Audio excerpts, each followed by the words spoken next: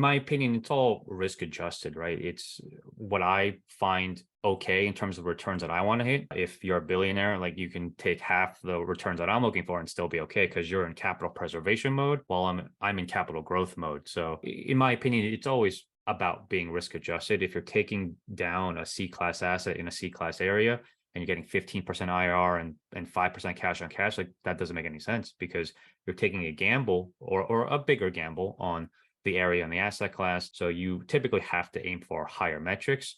For us personally, we typically aim for, let's say 7% cash on cash and 20% IRR because we are value add investors. We don't buy stuff that's stabilized. We buy stuff that's a little dilapidated, maybe that's operational inefficiency, and we try to inject all of our time and effort into the property to transform it ourselves. So we have a higher barrier for some of the bigger syndicators. You know, they want to buy stabilized assets that they don't have to do a lot of work with, and so they're okay with 15% IRR and 6% cash on cash. So I think it depends on what phase of your career you're in, and also kind of what you want to scale in terms of your own personal portfolio. And in terms of the market today, I know I mean I talk to a lot of active investors pretty much every day. I know everyone's really uncertain on sort of how the market's going to transition.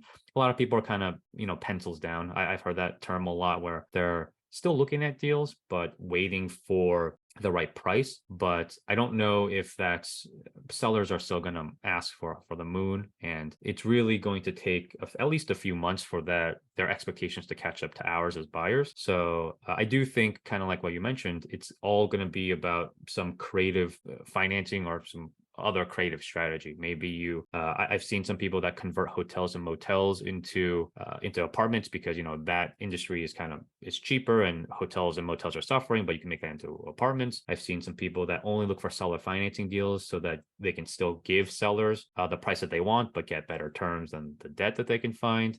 So yeah, a lot of opportunity. I think it's a matter of people figuring out what that opportunity looks like. Yeah. I mean, you hit the nail on the head there as well.